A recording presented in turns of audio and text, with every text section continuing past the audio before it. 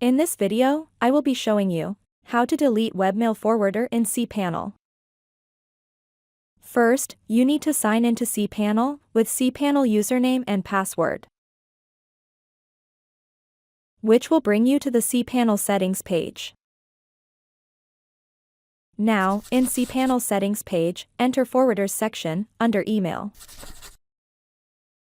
In this forwarder page, all the forwarded webmail can be seen here. Here, you can see, in my Cpanel, I have only one forwarder webmail set up.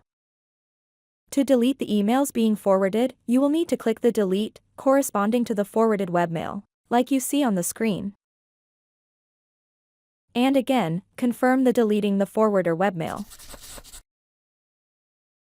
And done, deleting forwarding webmail, no more emails forwarded from the webmail account.